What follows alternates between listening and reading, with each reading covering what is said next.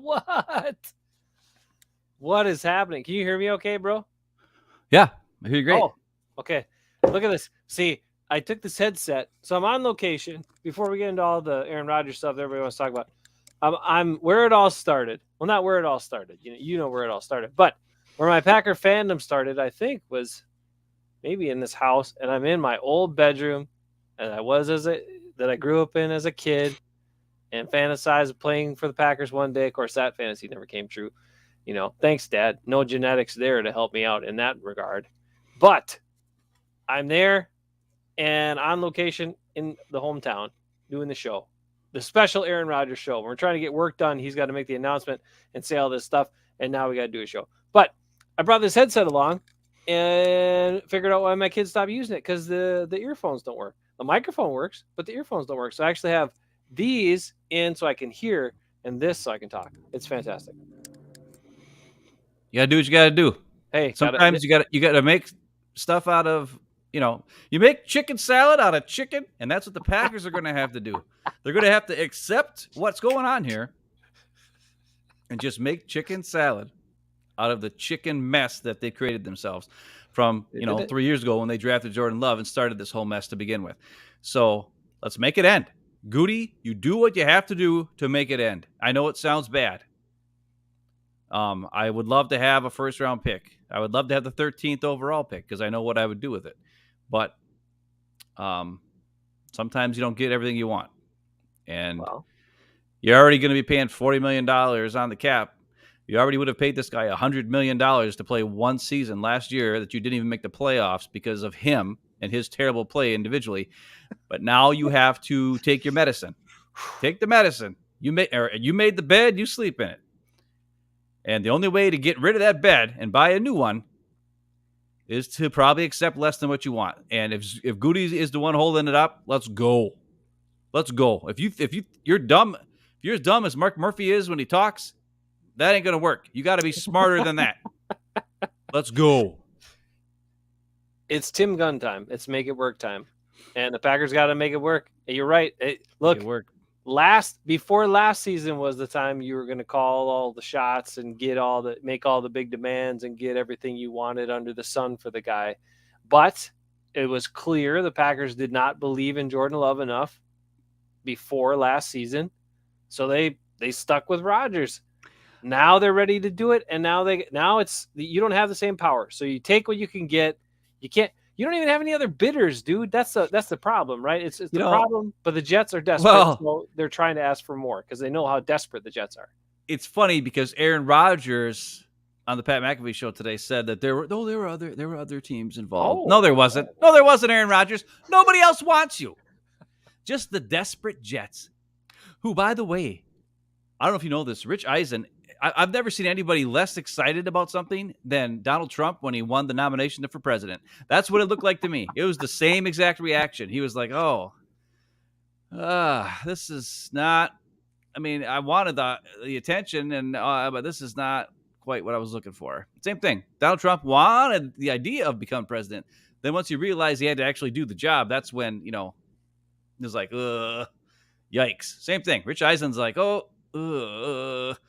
Now, that was different for him. He knew he didn't want him. But he said today, hey, I forgot. I got lost on a tangent. I just woke up, by the way. I was sleeping. Sorry about that. Maybe I'll figure out what I was going to talk about with Rich Eisen. What was it? Dang. What did you say just before that? I don't know what I said. Man, I'm tired. Look, yeah, Dang, I just said that there were no other players. There were no other bidders. That was the part of the problem, right? Even though Rodgers tried to say there were bidders, but there was nobody else that wanted them. That's not That's it. what you said. Rich Eisen. Well, what made me think of Rich Eisen then? What was I the? don't know. Rich Eisen was like 2 days ago, like, let's go. And then today he's like, well, I don't know. He wasn't as today he was saying the Jets should hold the line and not give away too much. Well, he's still saying that. He's still saying that. Yeah. Which they should do. Because what are the Packers going to do? They want to get rid of this guy. They don't want him. They made That's the thing. The Packers are so dumb.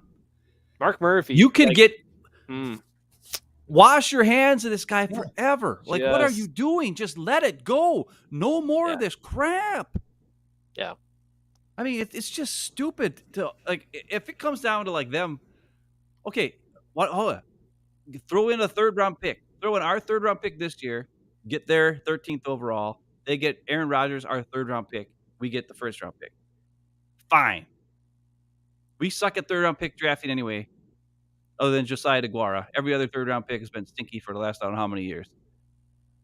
So throw it in there, and then we'll get the 13th overall pick. Fine. But anything else, I don't know. Did you watch the actual thing now? Did you have a chance to watch it or just snippets of it? Or I watched the entire hour, which was... No, Aaron Rodgers speaking... I was doing other things at the time. It was just I was eating, and it was just on as I was eating. I get it. It would make my food taste bad. So no, I'm not going to watch that. I saw some of the snippets. Here's the look. Come on, let's just lay it out there, okay? I understand you watched it, and you'll say, and Aaron Rodgers made himself look good today. Except at times he still did the Aaron Rodgers stuff by saying, he did. Maybe the greatest Packer player of all time. Now it's time. No, not maybe. Arguably the greatest Packer. Arguably. Oh, okay. And then also, I did hear the part about how he said, and now it's time. You had this guy, this aging player is in face of the franchise for all these years. Now it's time to do right by that player. That is okay. There's some key points I want to get to. I think we need to break it down by key points, and let's start right there. Let's start with that. It's not the thing I was going to start with, but it's interesting that he said that. Exactly right. It's the aging face of the franchise. Do right by the aging face of the franchise. Do right by him, huh? And then he brought up Clay Matthews, Jordy Nelson, all these other guys that weren't done right. I mean, Jordy Nelson was straight up axed. Like right before, like, see ya, cut from underneath him. Did he mention Donald Driver? Oh, no, because that wasn't one of his guys. He didn't mention Donald Driver, who was asked, hey, we don't want you anymore. We don't think you're good enough. And Donald Driver's like, you know what? I just want to be a Packer. You know who else he didn't mention? Leroy Butler, who never played for another team. Leroy Butler, Hall of Famer, by the way, just so you know. Mm-hmm. So 2 guys who are quintessential Packers in 2 different, 10-year periods, right? They overlapped a little bit, but 2 guys who were Packers the entire time. I don't know am I skipping? No, you're good. Like blanks? Okay. But those were guys who, they understood what it means to be a Packer. And I don't know if anybody listens to this. I'm just going to do a plug to the Leap 36 podcast, which is Leroy Butler's podcast he does once a week. It's him and Gary Ellerson. I thought it was Gary Ellis. I was totally wrong. It's actually Gary Ellerson. Oh, okay. I don't know who that is. He's a player. He's a running back, I guess, or something, or I don't know, from the 70s, or I don't know. I don't remember him at all. He's older than Leroy Butler is, but I don't remember him at all. But anyways, he's funny or crap. Those 2 guys, it's actually really fun. You should listen to their show from a couple of days. There's 1 week, maybe 2 weeks ago, where they just went off for like half an hour about all this crazy, what Rodgers is going to do and what he wants the Jets to do to get him and all this. It's like, they said all this crazy stuff. It was funny and crap. Anyways, get back to your point here. What you got? Well, Leroy said, hey, I took 3 separate times I had to take pay cuts to stay on the roster, or they were going to let me, or they were going to just cut me. But I didn't want to play anywhere else. That's what he said, and I did not know any of this. And the reason why I bring that up is because with this doing right by the face of the franchise, and he specifically called out this group of Packer, office guys, right? He didn't mention it by name, but he did mention how great Bob Harlan was and Ted Thompson was. And you know what? Bob Harlan and Ted Thompson and Ron Wolf, those are the guys who made Leroy Butler take 3 separate pay cuts. Or he's going to get cut. They're the same guy. They did the same thing to Leroy Butler. They did the same thing to Donald Driver. They did the same thing to Jordy. They did the same thing to every single one of these guys. And you know why they did it? Because they understood no matter if you are a great Packer or whether you are not a great Packer, when there comes a time that your use becomes less than what you're being paid or what your roster spot is holding on the team, for the benefit of the Packers organization moving forward, the time has come to say goodbye.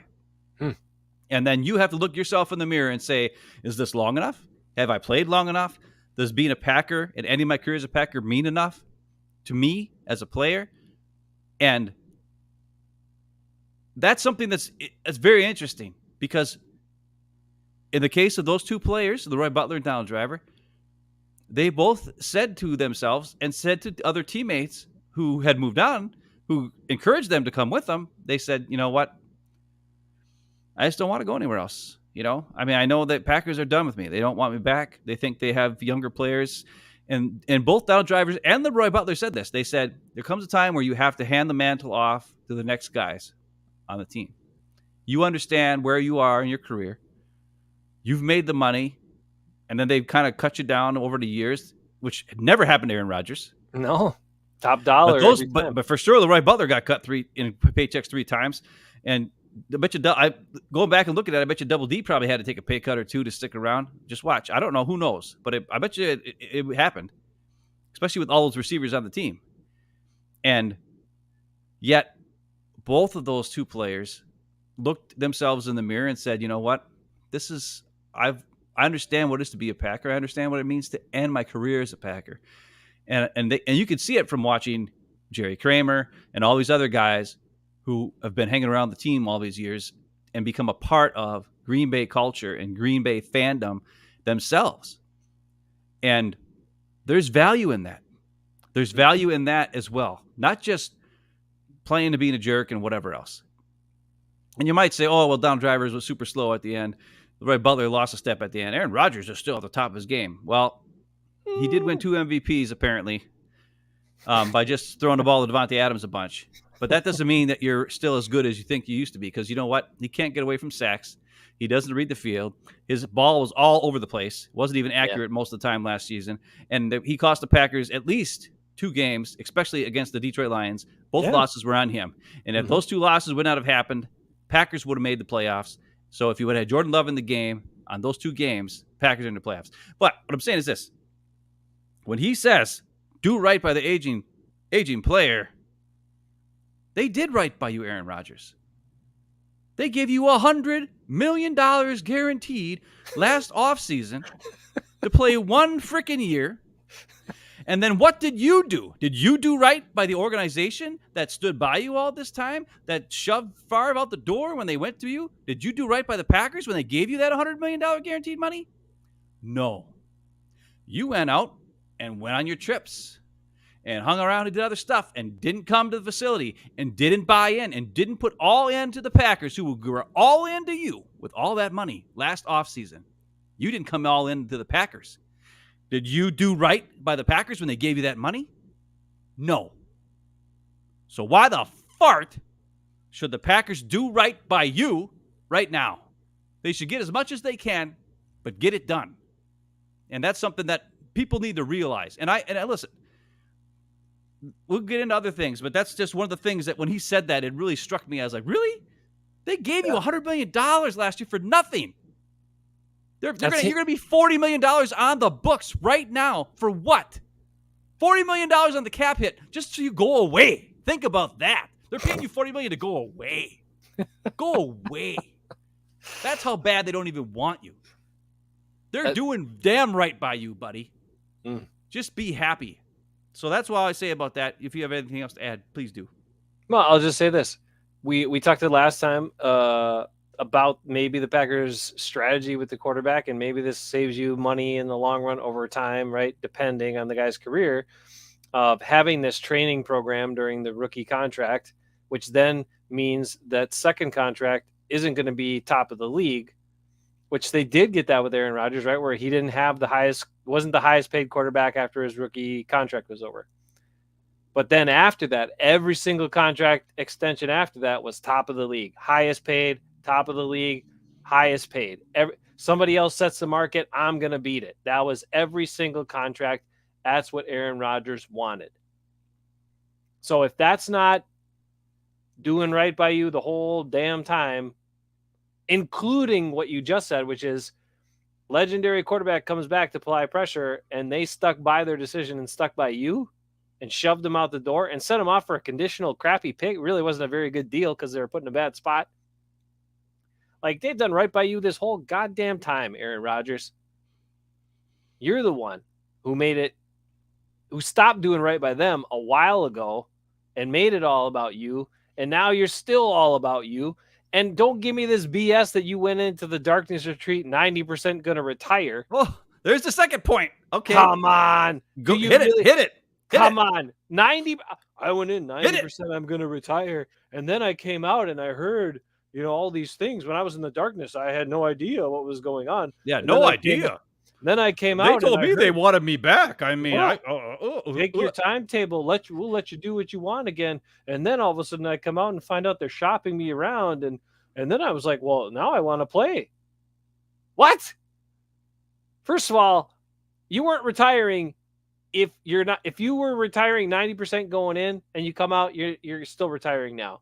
So that's, again, another BS comment by the guy, which is, again, you can't believe anything he says. That's why I don't watch his stuff anymore, because he talks in all the circles and you can't believe any of it. But let's try to believe some of it. But does that sound like a believable point to any single human being? No. There's key facts about that, because like 10 minutes after he said that, then he said, yeah, I kind of knew it was over. I just had a feeling halfway through the season. And that's why I wanted to walk off the field with Randall Cobb at the end, because I knew during the season that it was over. And I'm like, okay, so you knew during the season you weren't going to be a Packer again, yet and then here's this. He said he went into the darkness thinking he was either going to retire or be a Packer. That's what he thought he would do, because the way the Packers talked to him, he believed they were like, oh, we want you back no matter what you want to do. You let us know, and then we'll figure it out. That's what he said. So he thought that it was, that was either play with the Packers or retire. So when he went into the cave thinking either play with the Packers or retire, he was 90% retire, which means his opinion of the Packers and his do right by the Packers is 90% in his brain. I don't want to play for that team. I don't want to play for them. 90% of it was, I don't want to play for them. Period. And he comes out of the darkness and he tells the Packers, hey, and I don't know if he had maybe when he was in the darkness, it still gets confusing what he was saying.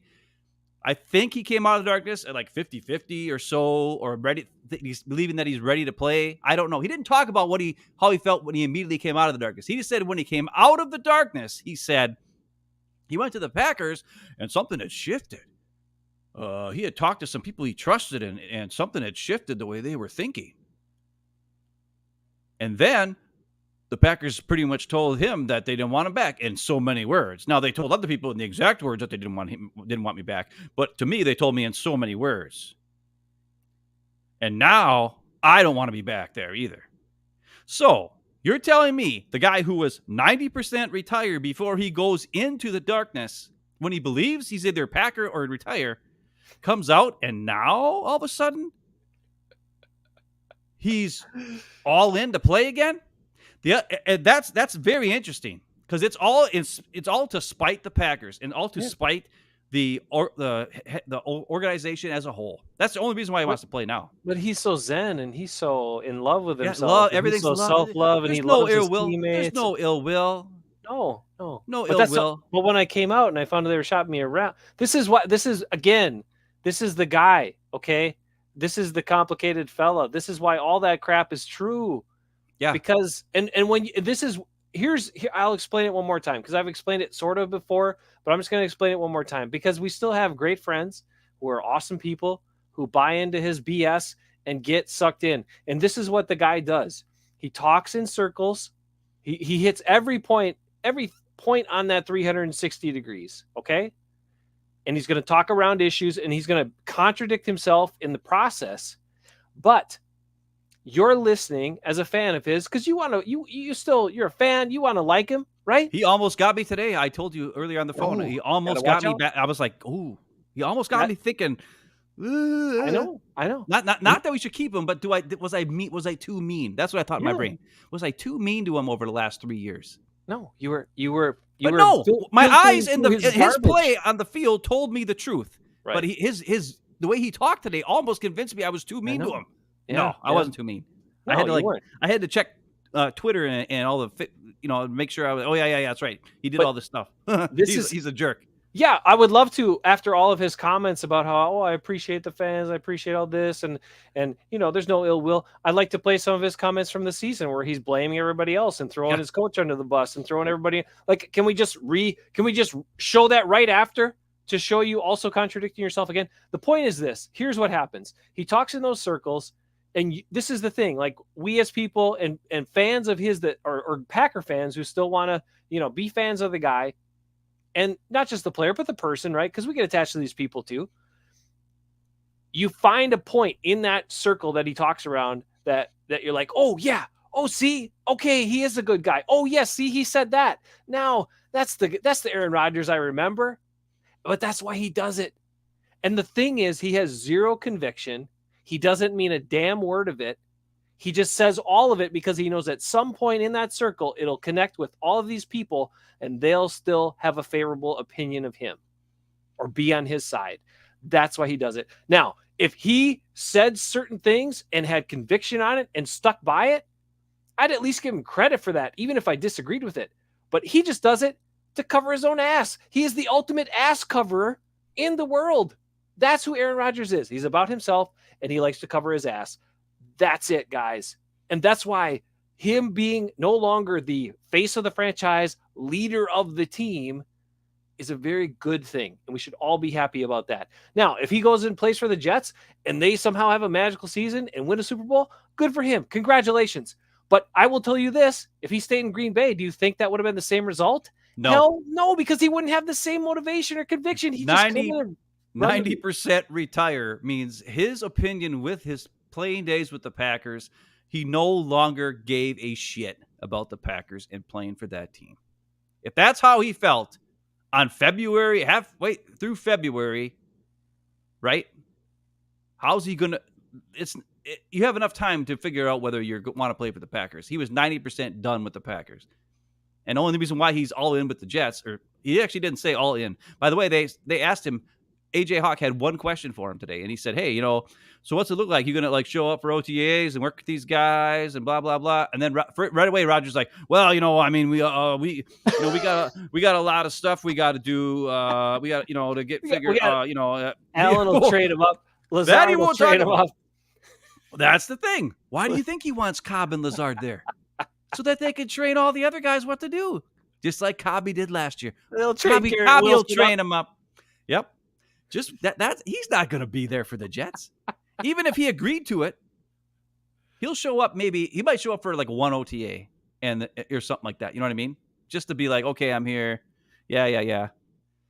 But I mean, I just here. Let's give a couple of quick comments because I love them. Good, let's great comments again tonight. Thanks everybody for being around. JJ points out after 1 year, Rodgers Jets fans will want his head with torches and pitchforks. Oh yeah. JJ, man, it's going to be that way. And then David's in the house and he says, are y'all as happy as me? Yes, we are, David. And Tim points out 2 decades, 1 Super Bowl, we will recover. Yeah. And pointing out he plays the victim. Tim also brings up this one here, which says, always remember his last game where all he had to do was beat Detroit at Lambeau and he lost. And what was the stat line, Jace? What was the stat line? The famous last stat line. Do you remember what it was? Wasn't it 2 of 6 for 12 yards and a pick? Yeah. The same stat. 12 yards, game sealing, interception. The end of the game, sealing pick, just like Brett Favre. Goes to the Jets, just like Brett Favre. Shows his wiener to a lady on his phone, just like, hold on, we ain't got that far. Anyways, it's just weird. It's honestly weird, first of all. But also, I don't want to get too mean. It's just the more I think about what he says, it scares me. So go ahead here. You had a comment. Yeah. We got something about leverage. So a lot of people wonder about leverage, right? And we talked about how the Jets are dealing there. It's interesting. But again, though, the Jets are desperate. And the Jets have lost out on everybody else. Carr's gone. Garoppolo. Raiders come in, sweep up Garoppolo. That was like their plan C or plan D. Now they could try to make a big splash and try to get Lamar Jackson or try to pull some other thing out of the, out of thin air, or some of the other wild scenarios, going after Stafford, trying to get Kirk Cousins, all these things. But those are a lot harder to attain than, I guess, getting this D-bag to come on your team. So they're pretty desperate to make this happen, and they've sold it to their fan base. They've sold it to their players. Like if this for some reason would fall apart, the Jets fan base would be, holy man. Now the other wild question is this driven by the ownership, or is everyone on board here? Well, and it seems like it's probably it's the ownership, right? It's the ownership and probably Nathaniel Hackett, who is Hackett's he's on his last leg. He's on his last leg as a coach in this league, and he will do whatever he can to stay. And he's the only person that could maybe make this work. It's up to him. Like, Nathaniel Hackett is the most important figure in this whole scenario of it actually working. But here's the thing: is if it doesn't work, he's going to take the biggest hit of anyone. Yeah. He honestly will. He will take. He's already so far down. Oh my God, he will. Rodgers is the most two-faced jerk in the history of all time. If it goes south with the Jets, and we know how it'll happen, is because he will not look to anybody but Allen Lazard. And we all know Allen Lazard is a number 3 receiver at best. And it will not happen. Like, if Garrett Wilson is not reading the plays right, doesn't get the hand signals and all this other crap, and he doesn't run the offense, he just does whatever he wants, and whatever the heck else happens, and it goes to hell in a handbasket, he will deflect blame to everybody under the sun. And the guy who's going to get hit the worst will be Nathaniel Hackett, who's standing on his very last leg after that debacle with the Broncos, and Russell Wilson destroyed him. You think he would learn? You think he would learn to not get involved with these diva quarterbacks?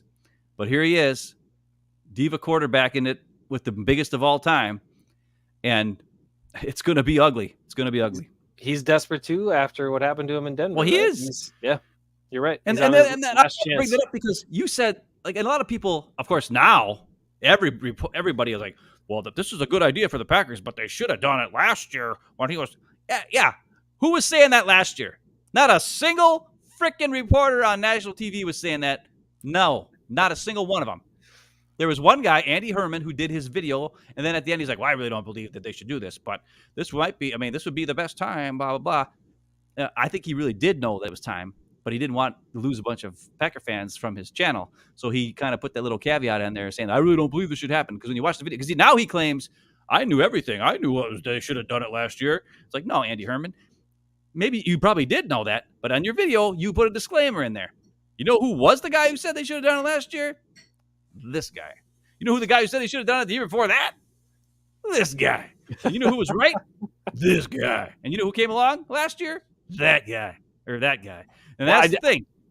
I did say when they drafted Love, they should have traded him right away, right. But they didn't. Well, they yes, didn't do that. We all did. I went back and I watched some of our stuff. Because they might. At that point, you've made your decision. Like, what? I mean, just do it. Right. But they didn't, because they didn't believe in Jordan Love. And again, look, it's clear. It's clear. The Packers brass did not have enough confidence to turn it over to Jordan Love coming into the 2022 season. And that's why they were beholden to Rodgers and gave him exactly what he wanted and did all the stuff. And then now we're where we are, and now they finally stood up to him. Now you can say, Ben, how do you feel about that? And people in the comments, how do you feel about that? Because I have a take on this. I'm happy they're doing it. It took too long. But because they did it a year too late, number one, they didn't believe in their plan. Right. They wanted Jordan Love so much. They moved up to get him. They didn't believe in their plan. They didn't stick with their plan. They let Rodgers dictate or change their plan. Jason, I don't know if it was that they didn't believe in their plan, or that even if that Jordan Love didn't show enough growth, because I think he did show enough growth.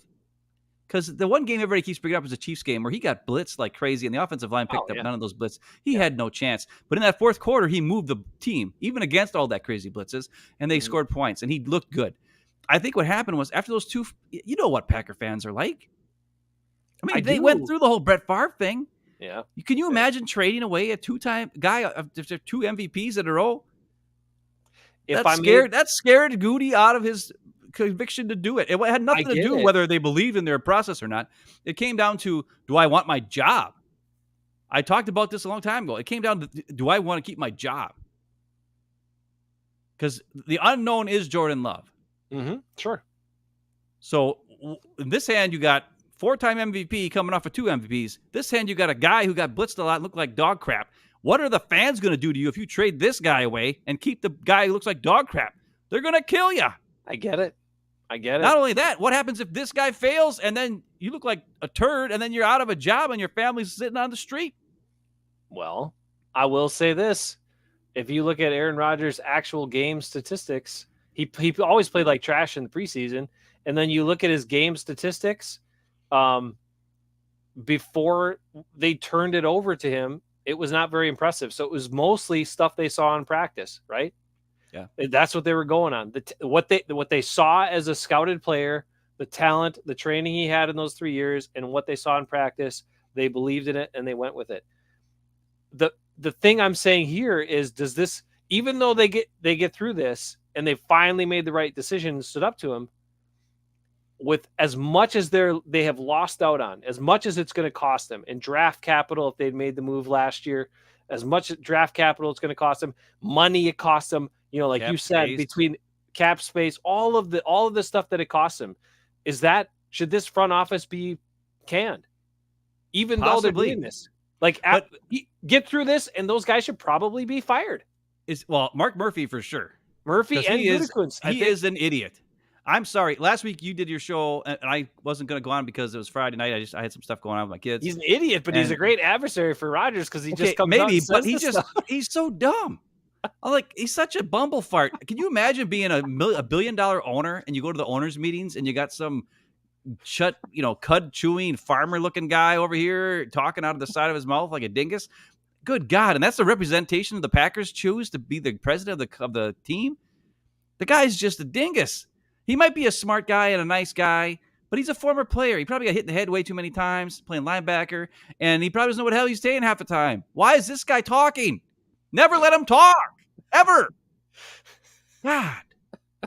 I mean, that partly, I thought for sure that was what ruined everything, and that's probably what made Rodgers decide, because he said, Friday I made my decision. Well, that's funny. That's the same day after we heard about what Mark Murphy said. That's the whole point. Rodgers doesn't give a crap. No.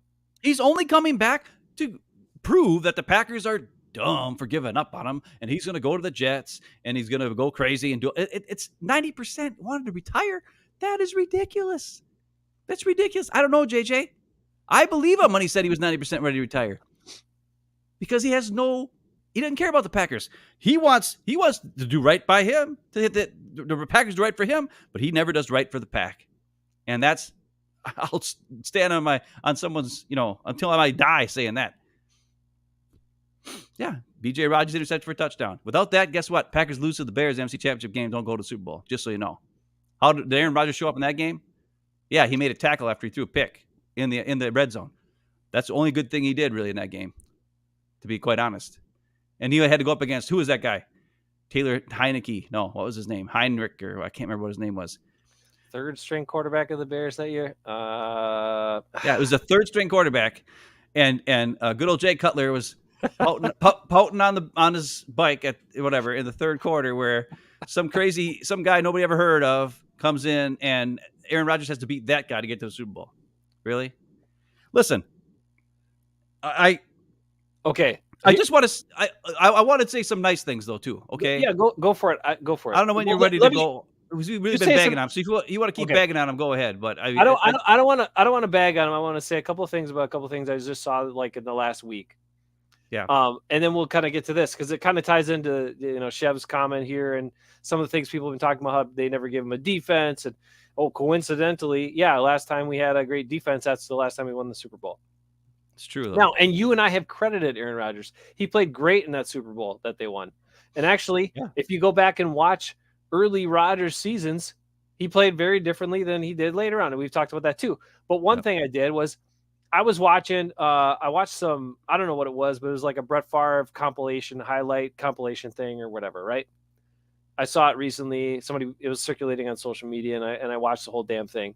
And I mean, you talked about how Brett Favre didn't give up, and we know a bunch of the dumb stuff he did. I mean, come on, okay, we all know it. We all lived through it, the torture, the agony. But everybody, this whole damn time, given all these excuses for Rodgers not having receivers and them not drafting weapons and go back and look at all the guys Brett Favre was throwing to. Mm-hmm. Holy, there was freaking nobody. Like he never had a Jordy Nelson, he'd have Greg Jennings at the end, but he never had Jordy, Devontae, Greg Jennings until, James Jones.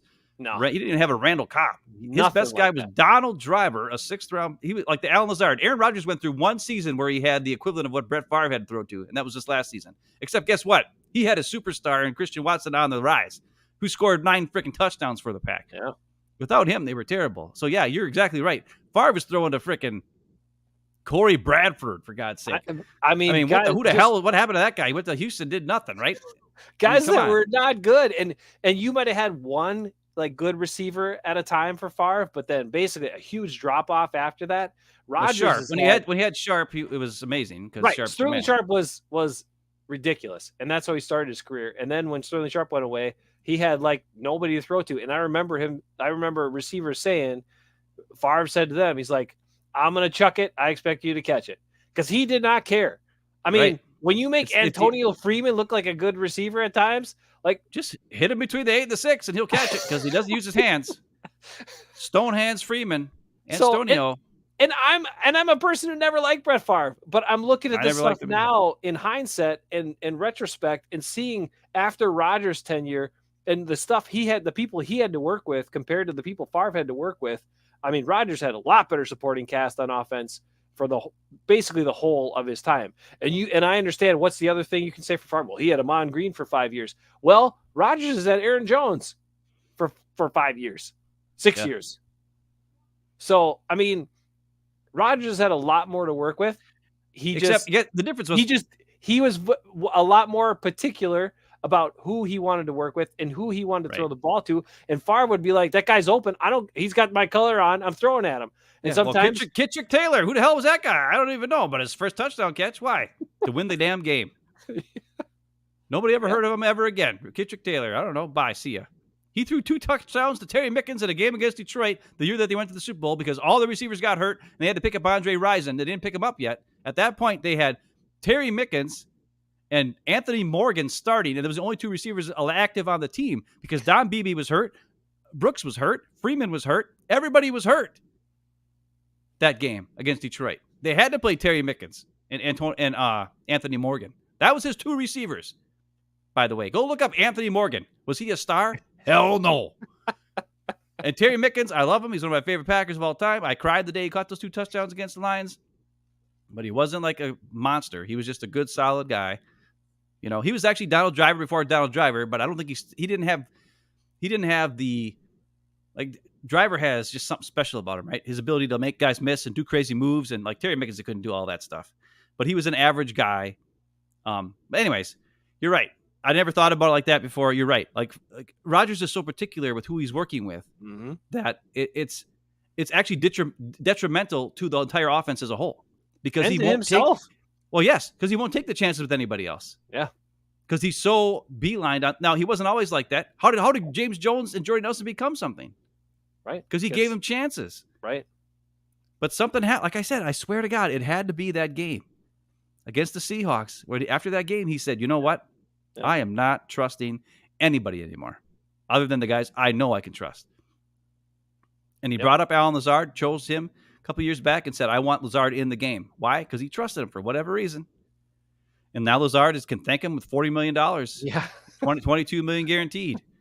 Not worth it, but hey, the Jets will pay it. Fine. That's great. I'm happy. Alan Lazard is a great guy. Okay, but he sure as hell he ain't worth that money. Yeah. But you want to say some nice things about Rodgers. I do. You know what? Yeah. Okay. And I'll say some nice but now you keep bringing up things that make me not want to say them now. Okay. There is one important point I have to make for everybody because of all this, like all the demands that came out and then the signing of Lazard maybe I should just make it. And then well, he didn't. He said he didn't demand it. He said he's like, that's ridiculous. He's like, I mean, if somebody was interested in signing Al Lazard, any team, wouldn't they want to talk to the guy who's thrown balls to him in the last 4 years? So, to see what kind of locker room guy is or all this kind of, that's what he said stuff like that. He was like, these aren't guys I had to have or I'm not coming. There's just guys that I said, hey, this guy's good. If you can get him, it'd be smart. That's what he said. And I believe him on that. I don't think he's telling the Jets. No, I know for a fact, we all know for a fact that okay. I don't want to get into that though. Okay. We knew Randall Cobb was the I'm not coming back unless you get Randall Cobb. We know that because Goody straight up said if somebody asked him, hey, if Aaron Rodgers wasn't back, would Randall Cobb be on this team? And he said no. Remember that in the summer of discontent when they traded for Randall Cobb? Yeah. Goody was straight up pissed, and he was like, no, he wouldn't be on this team. So, but that's besides the point. Go ahead. What you got? I'm so mad now. I can't think of anything good. So we got to go back to bad. Here we go. Back to one more bad. Let's leave the scar. There's a scar. There was a scar that was left, right? The scar was the Jordy Nelson cut in signing Jimmy Graham to replace him.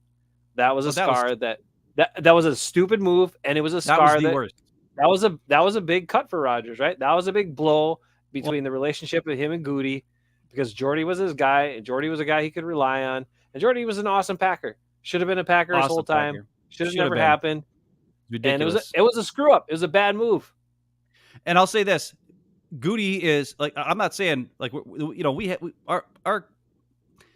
our lack of affinity for Rodgers is clear on the show, but it's not like we're loving Goody here either. Okay, no. Just heads up on that. He's made a couple good drafts every now and again, but he's made some terrible spots, terrible decisions, and he started it. That was his first move. That was the first move he did as general manager.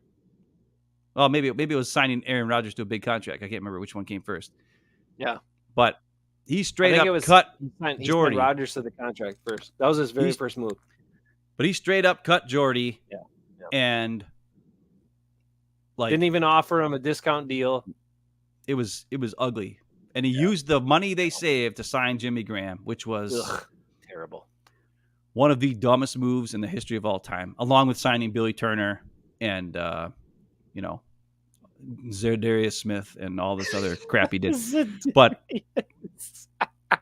it's just, I want to make it clear, we're not saying that Goody is a great guy, or it's not also his fault that this whole freaking thing happened, because it's 100% is true. I agree with Rodgers on a lot of, when he does say the people and the people and the people, he's talking about the Rodgers and the Rodgers and the Rodgers. And today he brought it up again, saying, yeah, now I'm the guy who's getting screwed. And you knew that was going to happen. And he wanted to, he even said, he's like, I want to take the power back. And he thought winning 2 MVPs is going to get him to take the power back. And it still didn't work. Because you never get the power. No matter if you are even the highest paid member of the Green Bay Packers organization, including the owner, because we have none. He is the highest paid, most important guy on the team. It's still, you will not be able to decide for yourself. Period. Fastest white guy you ever seen? Probably, maybe. Ooh, maybe. I don't know. White Lightning. They called him white. He was fast. Maybe the fastest white guy on a football field I've ever seen. I don't know. Who was that white cornerback for the Giants? Jason Sehorn. He was pretty fast. He was pretty fast, but I don't think he was Jordy fast. Okay. I didn't mean to throw you off. But no, it's okay. But let's just make it clear, we're not like fans of Goody here either. Part of the reason why this whole mess is happening is because of him. When he drafted Jordan Love in the first place, without talking about Aaron Rodgers about it or anything. Which is why he's got to own it. He had to ultimately be the one to own it, stand up and make the decision and do it. And so this whole thing is Goody's fault. This entire thing. The other thing is this. 2 years ago, when Rodgers had his summer and spring of discontent and the whole draft day, he wanted to not ever come back and all this other crap.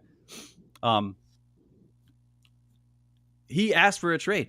Rodgers wanted to be traded, and the Packers told him no. Blessings. That just makes me want to sneeze. Man, they should have said yes then, god dang it, to get rid of his ass. If it was after one MVP, they could have got maybe not as haul as 2 MVPs, but for sure one. And he was threw 40-some touchdowns that year. He was awesome. They could have made it all, but they didn't want to do it. You could have done it then, you idiots, when he wanted out. So I blame Goody for that too. Yep. So this whole thing's a mess. Just get it done. Just get it done. I don't even, you know what? I'm thinking about it. I don't even care if they get the first round pick. They can get a piece of gum, like I said in the past, a candy bar. Not a whatchamacallit. Aaron Rodgers is not worth a much whatchamacallit. That is the greatest candy bar of all time. He might be worth like a Twix or a Milky Way or something. Maybe a Snickers. I don't know. Snickers is second best candy bar of all time. But whatchamacallit is the best. There's no way that Aaron Rodgers is the whatchamacallit of quarterbacks in the history of NFL. He is not. He is not. That man is only one man, and that's Matt Hasselbeck. The greatest quarterback in the history of all time. The whatchamacallit of quarterbacks, Matt Hasselbeck. Wow. Okay. Wow. Strong statement. That's all I'm saying. We are pissed at Goody too, so just get it done. Yeah. Let's go. And so we don't have to talk about this guy anymore, other than to make fun of him when he destroys the Jets. And I don't even I just don't want to have him on the team or have to talk about him anymore. That's fine, and he can have all the success in the world. I would be perfectly fine with him going to an NFC team and having all the success. I don't care. I just don't want him on our team anymore, right? Because he's done this dance. It's too much money. It's too much trouble. He's about himself. He's not a team guy. And the other key thing that we have talked about time and time again, just to complete the portrait on Aaron Rodgers that he's showing you, is he's not a fox. And I normally don't give Colin Cowherd credit because I don't like stuff he said. But a few years ago, he was talking about Rodgers, and he said Rodgers is not a foxhole guy. And at the time, I was not sure on that because I was kind of like, well, I mean, he's had some comebacks, he's whatever. But the more and more you watch him, you get in a tight spot, you get in a difficult spot. He doesn't have your back. He backs away. If he's got the hood on, he puts the hood on and kind of just fades away into the ether. He fades away into the ether, and you don't see him anymore. He is great. He's a great front runner, like you said. Front runner. Yep. When things are going good, oh man, he is awesome, right? He's been amazing when things are going good and they're out flying high and everything's working. Damn, he is, and the offense is clicking and running just sharp and precise. That's when he's been great. But stuff doesn't always go that way in life and in football. There's going to be some ebbs and flows and some dips and peaks and valleys. And when you get in the valleys, he is not someone you want to be in a valley with.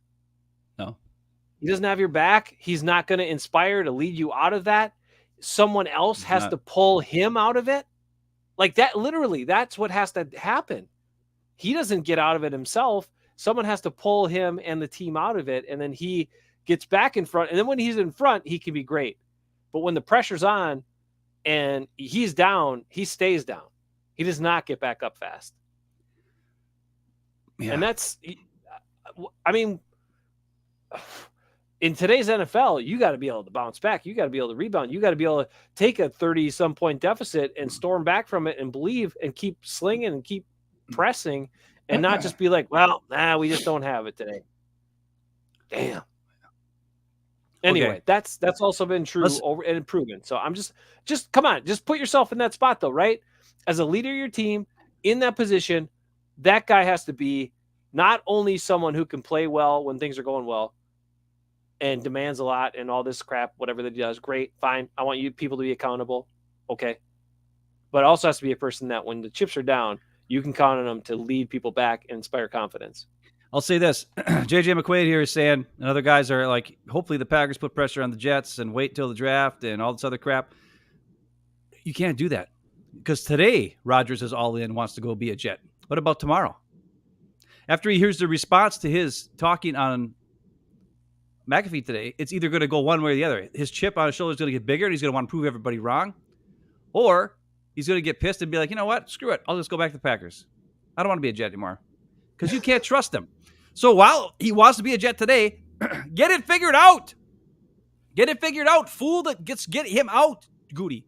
Make the move.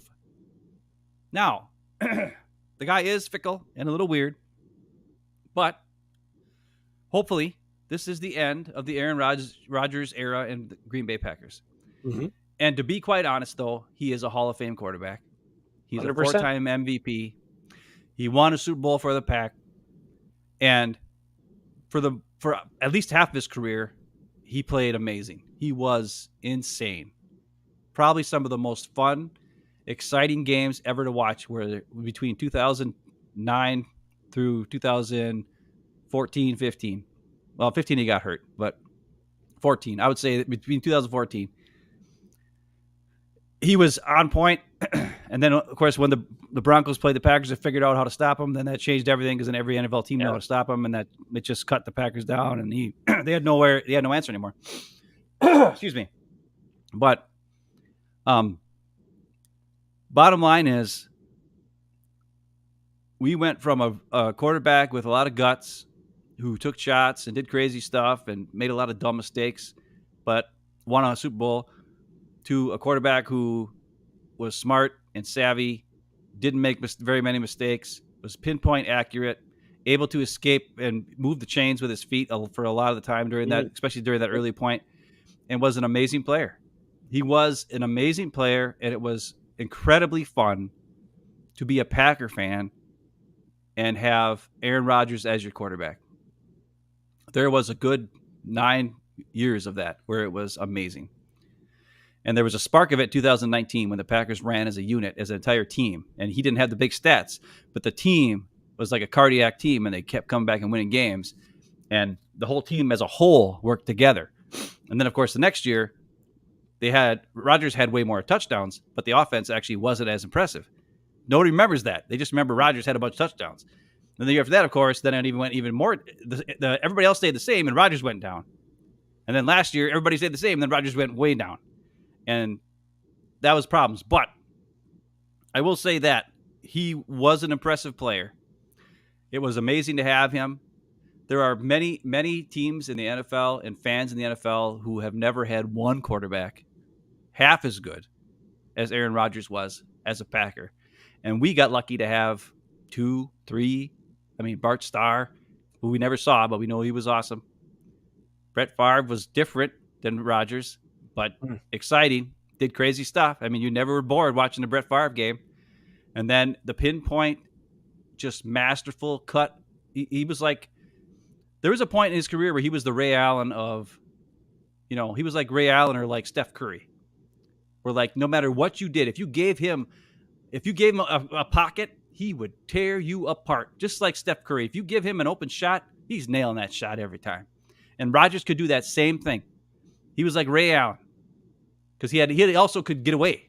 Like Ray could still dunk and do like crazy athletic plays too. He was like Ray Allen for a while.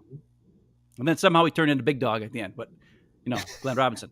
Not Big Dog Mercedes. Anyways, so I just wanted to make it clear. As much as we give crap to Rodgers, and because of his play on the field over the last 5-6 years, where it's been all him and him trying not to make mistakes and blame everybody else, there was a time where, as a player on the field, right? Because that's all I'm judged. That's all I judge. I don't judge him as a person. I don't like him, but I'm not going to let that affect my Packer fandom. Okay. Unless you like murder somebody or do like terrible, terrible things. Then I'm not going to be a fan of you then. But if you're just a guy who's a jerk, well, there's plenty of jerks who've been jerks, who gives a crap. But now if you're an awesome guy like Aaron Jones or Donald Driver, I'm going to love you even more, like way more. Right. But that's besides the point. But on the field, there was a good 8-9 years out of this 18 years, Aaron Rodgers was a Packer, where he was maybe not even 8, maybe 7 years, where he was amazing. And I just have to say, thank you, Aaron Rodgers, for being as awesome as you were. And I think today, his decision, you could see it in his face. And I don't know if it's leaving the Packers or if it's leaving. He mentioned so many people that nobody knows about, like the guy who works in the freaking food court and all these athletic trainer guys and this guy and this guy and that guy and the people in the office that he sees every day. And I know that has to be hard for anybody to make that decision after you've been there for 18 years. And, I'll just say that as a Packer fan, thank you, Aaron Rodgers, for being so awesome for so long. But the time has come to say goodbye, and we're all ready for it. Mostly because of your antics in the last couple of years. Had you stayed the same player, not physically, but your mental decisions, had you not tried to preserve the legacy and just played to win as a Packer, played and made the Packers more important than your individual goals, right? Which is something that other, like Brett Favre did. Donald Driver did, Roy Butler did, those kind of guys, then I think today would mean so much more to me and probably a lot more other Packer fans. But because he tried to play both ways, be a superstar and also try to win. But sometimes you have to realize that to win and be a great player and leader, you don't have to necessarily be the superstar every time. Sometimes Michael Jordan, who I can't stand, knew that he had to pass the ball to Steve Kerr to hit that three-pointer to win the game, not necessarily him take it every time. And that's something that Rodgers never learned in the end. He knew it in the beginning. But still, I will say that it was fun to watch. He's a great player. I really hope Jordan Love can somehow become a magical quarterback too, but I almost don't want him to. I kind of want him to be kind of just like system quarterback. Just be be a good, smart quarterback who can also move the chains with his legs but doesn't have to want to be the superstar. Like, I would rather have Jordan Love be a facilitator, but also can make the super plays when we need it, but allow his teammates to get the accolades and be something special. And I hope Jordan Love can do that. But I'm just to say it, because we give Rodgers so much crap on the show, like, all the time. And well deserved, though. I mean, come on. It is. But let's face it, we both, for a long time, really were excited to watch him play. It was amazing. And I just want to say, hey, as much as we hate him and give him crap now, there was a time I loved him. And it wasn't until I saw my eyes on the field, where I saw what was happening on the field, that changed my mind, and saw that he wasn't playing the game to win it. He was playing the game to preserve his legacy. And that's I understand it, but it became more important to him to make his legacy great than it was to win games. And that's just, something's wrong with that. You can't. We're a blue collar Packer fans. We owned by the team, or the team is owned by the fans, right? We don't care about. We're not into billionaire crap and me crap. We're into team, win, go for it. And so if he goes to Jets and they win, awesome for you. If you need this chip on your shoulder, as you've had your entire career from dropping to 24 or 26 or wherever he was when he got drafted, and that was a big chip on his shoulder, having to sit under Favre, getting made fun of all the time, that was your chip on your shoulder. When the fans sent you death threats and hated your guts after Favre left, which was bull crap. And that's the other thing. I'll say this. He was a pro. He took all that heat from jerk idiot fans, and those same idiots, of course, were the ones who loved him when he won the Super Bowl and all, stupid. We were okay with him. We backed him when obviously we couldn't stand Favre's dumb picks. But what I'm saying is, hey, thank you. You played great. And as much crap as we give you, we hope that you remember the good times as well as the bad times. And hopefully the Packer fans, will not think it's weird, but that he's, that I'm talking like this, but it's the truth. He was my favorite player for like 10 years. He was. So and today he tricked me. Like I said, he got me thinking, dang, maybe I was too mean, because I listened to the stuff he said and how it affected him. And I could see it really this decision is not easy. And he's only doing that, I think, because he wants to prove the Packers wrong. But in reality, he probably did want to retire and just be like, you know what? Mm-hmm. But I don't know. So that's just what I want to say about it. If you want to say some nice things, we could probably do that for a little while. I will get to some nice things, but I got to say a couple of things before that. I will say this about, if that's the case, because it is a lot of what's driven his career, proving people wrong or getting, saying you made the wrong choice or whatever, or kind of working on that. I've been there, I've operated that way in a profession and in my career at times. And, I remember there were some days I was working and I was really clicking, and someone asked me how I was doing. And I'm like, well, I don't know if I'm the best version of myself right now, but I'm being really productive and getting a lot of crap done and being really effective. But as I look back at that, even though I was really effective at what I was doing, it wasn't the best version of myself. And, I didn't really like the way I was being. So, Anyway, but what the reason I bring myself into that is it's easy. Anybody can fall into that. Aaron Rodgers just tends to lean on it again and again and again and make decisions based on that repeatedly. So, whatever. If that means he wins another Super Bowl, congratulations to him, because he's been, in positions to get back to another Super Bowl however many times. It hasn't worked out for various reasons, and sometimes those reasons were hit on him, and sometimes there were other factors. But whatever. But I will also say, you talked about how you only judge him as a player, and his play, the change in his play style and his play was definitely a factor for me as well. I mean, it just wasn't that fun to watch. To watch a guy who doesn't run the plays, who doesn't run the offense, who's looking at one guy all the time, who's getting on certain guys, or one guy drops a pass, then I'm not going to throw to him for 4 weeks. I mean, come on, that wasn't fun. Okay. And I didn't like that stuff about him at all. And that stuff was part of it. And then the other part was just as a human being. I'm sorry. Look, you mentioned the 3 legendary quarterbacks the Packers have had, and Bart Starr by far was the best person. Bart Starr is a freaking example of a good, decent human being. The only decent human being out of the 3. Yeah.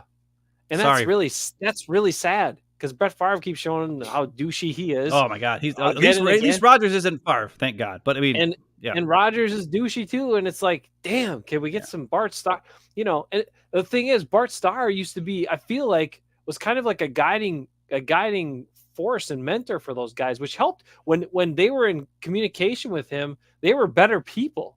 Yeah, because he held the spot. He held the position of quarterback of the Green Bay Packers, Super Bowl winning quarterback of the Green Bay Packers. Of course, he was 2-time MVP, heads up. But of a Super Bowl MVP, they could neither of them could say that. But Bart Starr Favre wasn't even 0 MVP. I know. But the point is, he was a hell of a good person, and he helped those guys be better people. And a lot of times it's the people around you will influence you, will help you be a better person, but you have to respect them and take that mentoring. And Rodgers got to the point where he didn't respect anybody anymore. It was just like, hell. Well, he still doesn't. I'm the boss. He wouldn't even mention Goody or Mark Murphy by name. Well, I think he may have mentioned Mark Murphy later on when they talked about his comments on Friday. Didn't mention LaFleur at all. Really? Not a word about LaFleur. Matt LaFleur kissed his butt and giving him all Matt the power. LaFleur let him do whatever he wants. He didn't mention LaFleur at all. And that's why when LaFleur didn't go to the combine this year, I guarantee it was because he was like, I do not want to talk about this jackass ever again. Can we I'm going to stay here. The coaches are staying here because we're going to come up with a really good offense, and it's going to be run by a quarterback who's going to run the damn offense. And I think that's why LaFleur is like, I do not want to talk to the media about this guy until he's no longer a Packer. And they'll ask me a question, and then I'll say nice things, and then I'll look and see that he's not here anymore, and I'll be happy, and I'll smile, and I'll talk about Jordan Love and how excited I am about Jordan Love. And that's why he didn't go to the combine. And Goody's like, that's fine. I could be a bad guy. I'll take the hit. I'll talk to the media. And he did. And Goody was awesome when he talks to the media. But like I said earlier, I'm still not a Goody guy. But whatever. Okay. I don't know if you're done talking or whatever. But almost. But Starr, 7 championships in 10 years. Yeah. I mean, he's awesome. They won all those before. And just an incredible guy, right? And stuck with the Packers. The Packers and for Rodgers to say he's arguably the greatest. I mean, come on. He should always be saying. And that just proves what his point is. Yeah. The other thing was this. I don't know if you saw the Brandon Marshall interview with Rodgers. I did watch that a little bit, yeah. Rodgers talked about his play on the field, and he said, well, we didn't win today, but I was awesome. And then Brandon Marshall's like, was that really that important? He's like, he's like, wait, but he said, I played great today. And then Brandon Marshall's like, yeah, but you guys didn't win you didn't win the tournament or whatever. And Rodgers like, that's okay. And then Brandon Marshall went like this. Like he was in shock. No, seriously, he had like a whiplash. What? Like, what did you say? And then Rodgers like, hey, man, it's okay. Sometimes things don't go your way. Hey, as long as you played great and you look great, it's okay. Sometimes it just doesn't happen for you. It's all zen, brother. And all this kind of like that's the way he was. It's like, dude, that's the way he's been acting for years. Yeah. As long as he looks good, it's fine. Except on the field. You don't care if they win. yell the hell at everybody all the time, or free. Like Oh, I wanted to take his clip from underthrowing Samari Toure at Detroit, a touchdown that got knocked away. That wasn't one of the picks, but it was a clear touchdown, and he underthrows him by 5 yards, and it gets deflected, and then he's like freaking out at midfield, and they got a nice cut shot of him. Like, you're so zen, buddy. Yeah, I get it. All right, so let's talk anyway, about what do we think we're going to get. Let me. People are asking, what do you think we should get? Oh, you got something else to talk I know. about? I got one thing. I'll say, look, Rodgers is a great player. We've already credited him. He was incredible in the Super Bowl. He was incredible in the Atlanta game. He had amazing seasons. He was a hell of a lot of fun to watch when the offense was working and was clicking, and he was just letting the ball rip. And then when he again became more about legacy and touchdown to interception ratio than trying to make winning plays or score points, and also had all of these demands about taking over everything and wanting things his way, that's where it really kind of, changed. And that's as a Packer fan, you can try to look back and decide when that was, but I think we're pretty much spot on that it was basically after 2014, the collapse in the championship game against Seattle, where he was like, I can't trust McCarthy anymore, so I got to do. I'm taking over, and then it was a big shift. So, anyway, I just want to say two halves of career there. Hey, I want to say something real quick before. I usually do not do this, but we have a lot of people in the chat today. Yep. And can you guys please every one of you, give us a like on here? If you're not subscribed, please subscribe to our channel. We've been doing this for over 3 years. And yes, we've gone from, 50 subscribers to 160 subscribers, but that's not very great in 3 years of doing this. If you think we're a couple of guys who are legit Packer fans and we don't believe in one guy, just follow the one guy, we know what we're talking about. If you think we have some sense, give us a like. Our videos, they're getting sometimes, 70 views, 90 views, 100 views, and then I got like 8 likes. And I usually am not a guy who wants to beg for likes and beg for views and all this crap. But I'm going to tell you right now, I told Jason when the season ended that if Rodgers came back to this team, I would have a hard time doing the show anymore because I didn't feel the value, because I was so sick of talking about Favre. Yes, Rodgers. So sick of talking about Rodgers and watching this team fall apart and have the guy take no blame and have it was no fun. It was no fun covering this team for the last year and a half, 2 years, almost 3 years. It's been no fun. It was fun in 19. It was fun. That was a good team that made things happen and really did some things. But now, if this happened like as we think it's going to happen, I've never been more excited to talk about Packers. I've never been more excited on this particular show. And I think the tone of the show will change quite a bit. It'll 100%. Be more. It'll be way more positive. And I have to say, I apologize for my negativity over the last 3 years. But my eyes can't not see a guy who's our highest paid, most important player, pretty much throwing crap around and making us lose games and being selfish and hurting the team. And I'm a team guy, 100%. That's why Aaron Jones is my favorite guy, and Rasul Douglas, because they're just out there doing whatever they can to make the team win. So I'm just letting you know, like, the future episodes of this show, after this trade goes through and Rodgers is no longer here and we don't have to talk about him anymore, will be so much more fun.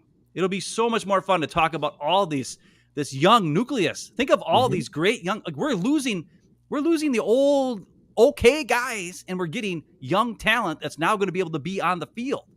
Hopefully, no more Big Dog. Let him go. No more Alan Lazard taking up snaps from Romeo Doubs and Christian Watson.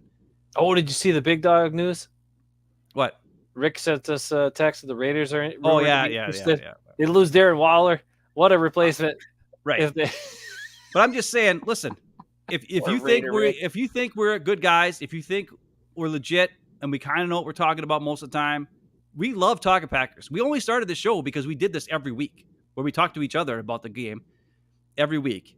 And then Jason was like, hey, I got some equipment. We can, I used to be an actual legit reporter and stuff. So we could actually just go live on YouTube and do a show. And I was like, well, might as well. I was like, I don't know who's going to want to listen to us. We're a couple of ding-dongs, but certainly let's do it. And because we do it anyways.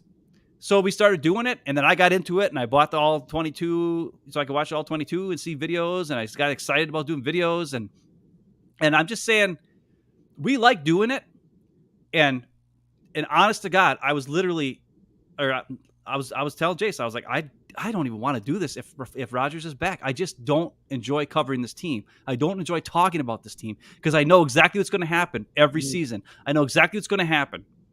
They're going to not do anything in the end. He's going to take no blame and blame everybody else. And all the fans are going to blame everybody else because he blames everybody else. Not all the fans, but the fans, the majority of fans. And it's just ridiculous. And I just don't want to cover him anymore. So I've never been more excited. I think Jason's never been more excited to cover this team. And who knows? They might stink. But it's going to be something new. Just like when McCarthy was gone and we got Matt LaFleur. We're like, what is this going to be like? I don't know. Well, they won 13 damn games and they played great, and the whole team was a part of the wins. It wasn't just one guy who took over the whole thing. Of course, he did the year after that, but whatever. So give us some love if you think we're good. Tell somebody you know, hey, these two idiots, they're kind of ding-dongs, but they kind of know what they're talking about sometimes. And give them a shot. Spread the word. Because, there's a lot of Packer YouTube stuff out there. There's a ton. Yep. And there's even more that I didn't even know. Like I'm seeing some lately that I'm like, oh, who the heck is this guy? He's got 2,000 views. I'm like, well, how does this guy get? And I watch his video and I'm like, he's not that good. We're better than him. Now, I don't want to make it a competition, but what I am saying is we're fun. Sometimes we've been cranky. I've been really cranky over the last 2 years and plus, but it's been hard. Give us a shot. Tell your friends, give us a like, give us a subscribe if you haven't subscribed to us yet. We do a live draft show every year. That's always fun. Last year we did the Wonder Rick test the entire time where we took the Wonder Rick when we were both drunk. It was amazing. It turns out we're smarter than Aaron Rodgers together. Who would have known? I didn't think that. I thought we were going to get terrible on that Wonder Rick test. We actually did pretty damn good. You should go back and watch that video. It's freaking hilarious. But, and I got a little crazy. I started swearing every now and again and, losing my mind. And, of course, we have the famous, our best video, most watched video is our losing our mind when Jordan Love pick. It wasn't because of Jordan Love. It's because we had a quarterback we just gave a bunch of money to who was at the top of his game, and they drafted some guy. Well, at the top of his game, because we all know but you know what I'm saying. So anyways, I usually don't do this sort of thing, and Jason doesn't either, because we don't feel like we don't want to fish for likes and crap.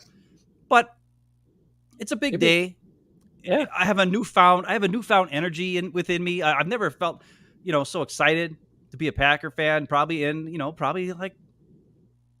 4 years since we got LaFleur. And it was interesting. It was exciting. It was like, ooh, what could happen now? Ooh, we got this new guy. What's he going to do? I don't know. And now it's the same thing. We got a new quarterback. What's he going to do? He looked good last year in his limited time playing. We got some really exciting players on offense. Some game, Christian Watson, Romeo Dobbs makes some great catches. We still got Aaron Jones there. I like Josiah DeGuara. I'm hoping that we can get a solid tight end in the draft, preferably Darnell Washington, but who knows? But these are things that are exciting to me. So give us a shot. Tell your friends. Give us a like. Give us a subscribe. Give us some damn love. And let's talk about, what do you think? Nice work. Nice self promotion there. That's good. Somebody's got to do it. Somebody's got to do it. And I'll tell you what. Yeah, no. Just to. I don't want to go on about that anymore. But I just will say, yeah. I mean, look, we do all this stuff. It sure the hell is nice to get people engaged. And then when we have these bigger chats and people are on here because it's something interesting they want to talk about, they want to talk Packers with us and chime in. That's why I try to flash as many comments as I can, and we bring. Yeah, and we're missing a bunch. We're missing a bunch today. We're sorry about that. It is hard to keep up with everybody because we will have things that we want to talk about, but we appreciate all the things you guys throw in there, and then we try to pick up as many of them as we can. And at the same time, at least when we do talk about what you bring up, try to give it a show so anyone else that watches the show sees your comments, but also. Then we'll give it a little more than just a quick glib about it or something where some other chat room shows, they just kind of touch on it quick and then move on to the next one.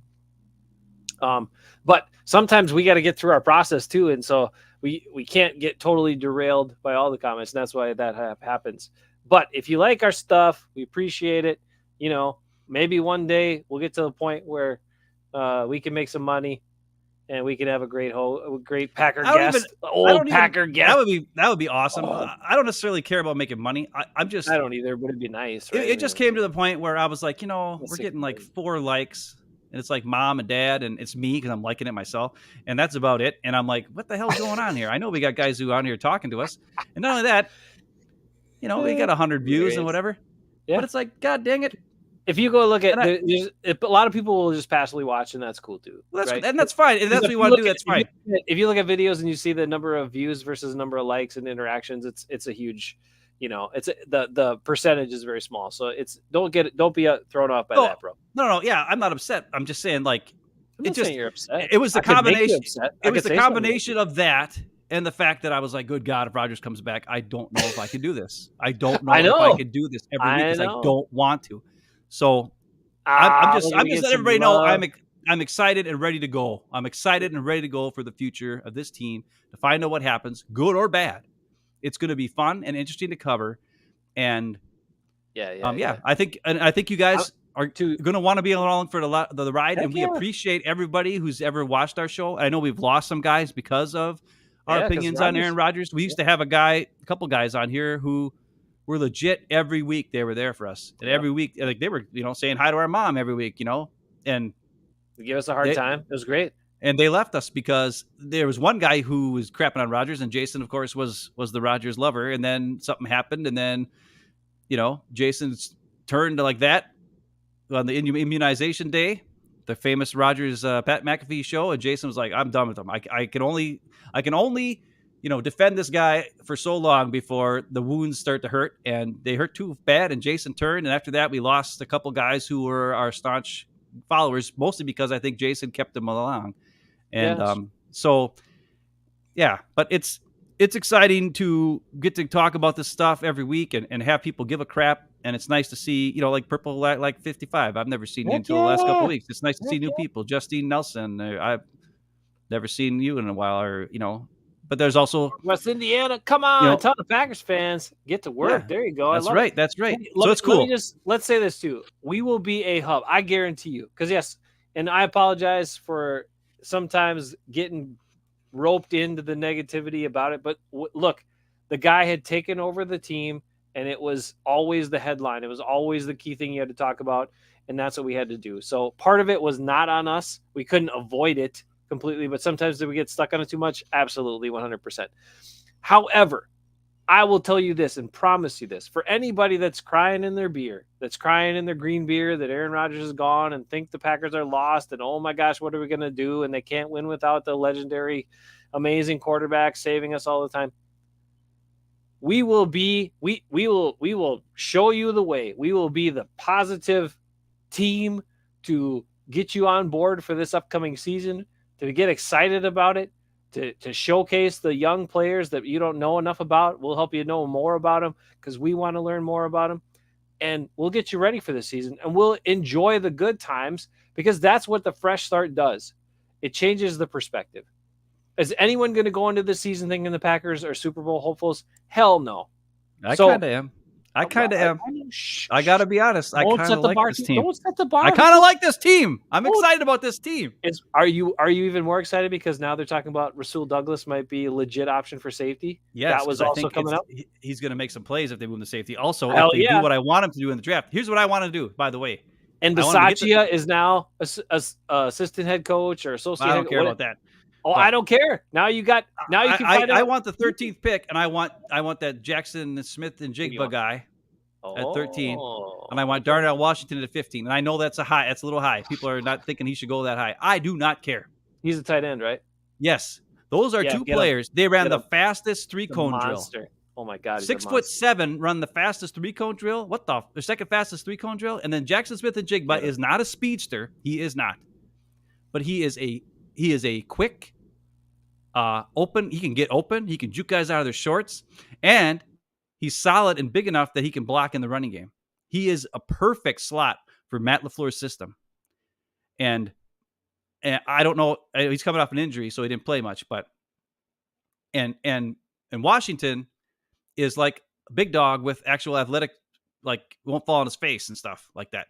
He actually, like, Big Dog is good when he gets his hands on a guy, but sometimes he's not athletic enough to get to where he needs to get his hands on the guy. That's why he's always good against the lazy defensive ends, but he has hard time against the small corners or the linebackers at the second level when he has to move forward and gets his hands on a guy. He doesn't always get there. This guy, Washington, will get there. He's known as more of a blocker than he is a receiver, And then he had the combine where he was like athletic freak, like a madman. And you're like, whoa. Then he had the one-handed catch and all that kind of crap. It was like the highlight of the freaking combine. I'm just telling you, these two, if they get those two guys with Christian Watson, Romeo Doubs, Aaron Jones, Josiah DeGuara, A.J. Dillon, Jordan Love, offensive line looks pretty halfway decent. We just got to figure out what we're going to do about center because Myers has got to play better than he played last. He was terrible. But other than that, holy crap, this team could be something here. This team could be an offensive monster if they run the system correctly. And not only that, it would give you options with Christian Watson, Jackson Smith and Jigba, Washington are all players who can do all things you need them to do. Okay. Mm-hmm. And you got the speed with Watson. You got the agility and quickness with Jackson Smith and Jigba. And you got the size and athleticism with Washington. So they can really put pressure on the defense in the passing game as well as do all the other things you need them to do. Block, run, whatever. They can do all the things. Hey, so we need that 13th pick. Get those two guys. Make this offense unbelievable, especially after you trade Rodgers. The first thing you do, draft two guys in the first round that are skill position offensive players, just to rub it in his face. Okay, that's what I'm saying. That's what I want to see happen. That's not why I would do it. I would definitely go and prior to the change at quarterback, I would say don't waste the first round pick on a tight end. But now, tight end for a young quarterback, your best friend. But I'm telling you, man. I mean, Jordan Love will throw it over the middle, and you can incorporate the tight end. And it's also like we've talked about before, having a guy like that can do a complete tight end. They're rare. Right. I want him to be able to do everything. No more like people are talking about Musgrave and all these other predictable tight ends. I don't want a receiving tight end. I don't want him to go side and Mike Gesicki. No. Right. I watched Robert Tonyan miss so many blocks. I don't need to watch another guy miss a bunch of blocks. I want a tight end I want Myers. And I thought I wanted Myers over Washington, but then after the combine, when you see how athletic Washington is, you're like, no, I'm sorry. We need Washington. He can do all the blocking, and he's just such a freak that he's going to scare everybody. Can you imagine having Christian Watson and Washington in the red zone? I can imagine. Those two guys in the red, just throw it up. They're giants. They'll just grump up and grab the ball, and it's over with. You know what I'm saying? Yeah. It's crazy. And I don't care if it's a 15th overall pick for a tight end. That guy is athletic freak of nature. He's the Rashawn Gary of tight ends. If he's a difference maker, who gives a rip? If he's an impact there aren't player, that many guys who have that type of. It's Christian Watson last year. They have drop issues, yes, and that's why he fell so far. But even when he drafted him, we talked about it. He was like, "This guy can catch. He could be Randy Moss," and he proved last year he can be that big of an impact if he can catch the ball. And when he was catching the ball last year at the end of the year, holy crap, was he that big of an impact? Yeah. And Washington can do that same thing. And Jackson Smith and Jigba is an offensive first down waiting to happen. When it's third down and you need to get a first down, let this guy run a route. Boom. Especially with Christian Watson in there, because teams are going to be worried about the deep ball, which means he's going to be single covered man to man. He'll school that guy left and right. He'll be open every single third down for Jordan Love to throw to. Every single third down. Draft that guy. He's so good. He's so good within space. He's got good size to block. These are the two players. And that's why I want that first round pick. I want that because he'll be gone. We'll have to, if it gets a 15, we might have to choose between the two, or possibly Jackson Smith and Jigba guy will be gone because a lot of people think the Patriots want him. Though I've been hearing whispers that the Patriots are trying to trade for Hopkins and some other guys at receiver. So maybe they won't draft receiver the first round pick because usually the new draft first round pick, they stinks. But this guy's legit. This guy is legit when it comes. He's not a game breaker. He's not a Christian Watson type guy. Just so you know. Okay. But here's the thing: who won the Offensive Player of the Year last year in the NFL? Garrett Wilson. Offensive rookie. Yeah, Garrett Wilson. Yeah, offensive rookie of the year. Garrett Wilson won it, right? Okay. Yep, where's he from? Ohio State. Who came in second in voting? Chris Olave.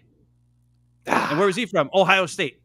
Both of those two players, just so you know, not last year, but the year before, when they were on Ohio State, they lost their starting spots in the slot because Jackson Smith and Jigba, who's 1 year younger than them, showed up and was so damn good as a sophomore that those guys like Olave got and Garrett Wilson were forced to play the outside because they put Jackson Smith and Jigba at the slot every single game because that's how freaking awesome he was at getting open. And he was the focal point of the offense with those two guys on it with him. Now they were 1-2 in voting for Offensive Rookie of the Year last year. So think about that. He's not a guy who's going to break it, run for 50 yards for a touchdown. He's not. But when you want a first down, the this guy he's Randall Cobb with a little bit more size and better quickness. First downs are good. I'm just saying. These are the guys. If I was Goody, get that first round pick, get those 2 offensive weapons, and Jordan Love will have plenty of room to make some things happen. And I'm telling you, the Packers could really scare some people on offense. And if the defense could just put it together, that's why I believe in this team. And I'm super excited and super pumped. But we need those 2 players. And they can get it. They can get them both if they get that 13th pick. I think that he'll be there.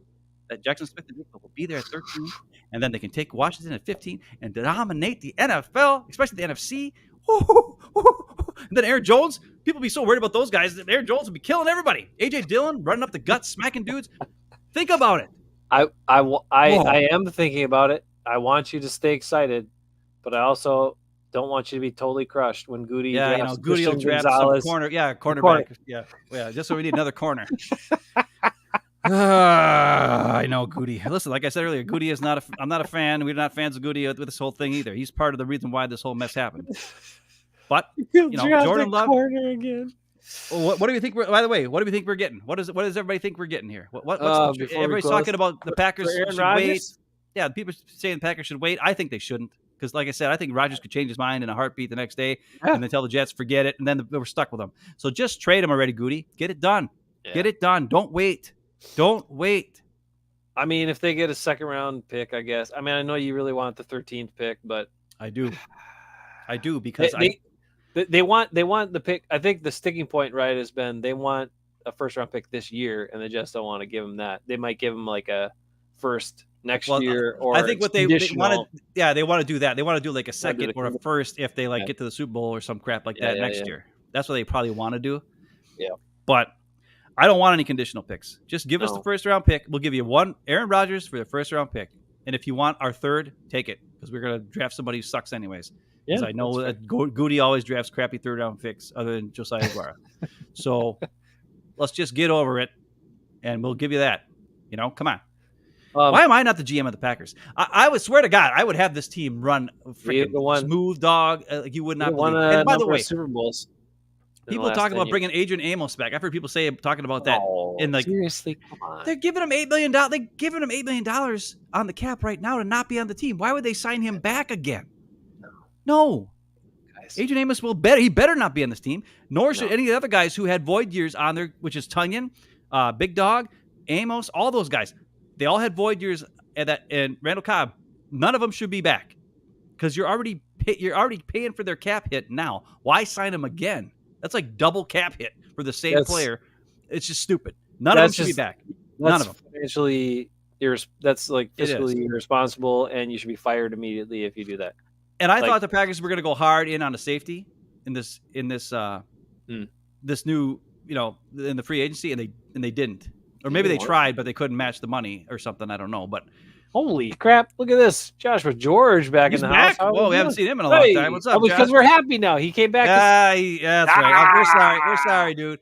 I know we're crabby and whatever. But...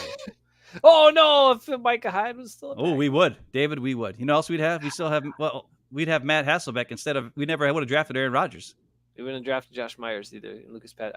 We would have drafted Humphries over Josh Myers 100%. Yeah. We also would still have Lucas Pat. Well, yeah. We probably would have drafted Quinn Miners. I don't know how good that turned out. Then I'd be Packer fan forever. But anyways, there'd be a lot of things would be different. Oh my God!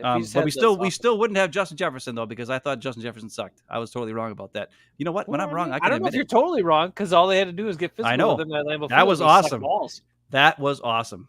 Yeah. Everybody talked about how great he was and how he only needs less than 200 yards to break the record with 3 games to go or 2 games, whatever it was. And the Packers shut his butt down. Though Jair Alexander got way too much credit. They did not play man coverage the entire game. Nope. Sorry.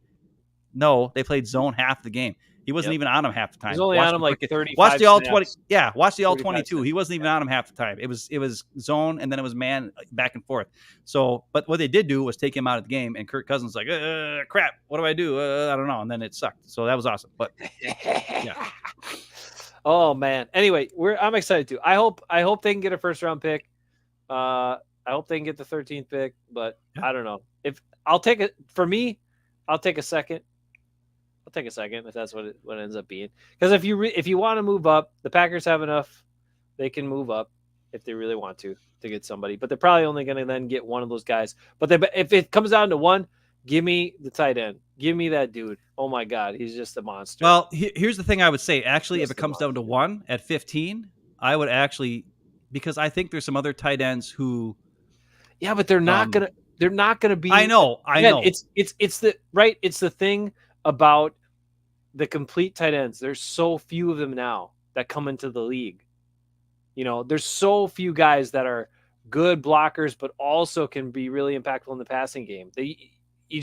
Not many teams have them. The thing is, so when you get one, and now you have a quarterback that'll. Ben, we've gone 12 years without a quarterback that'll use a tight end. See, but I think Josiah DeGuara could really be a key in this offense. Like, I think so too. But when you watch his film from college, inline tight end spot. No. But he finds a way to get downfield and he's really smart. He knows how to find the open spot in the zone.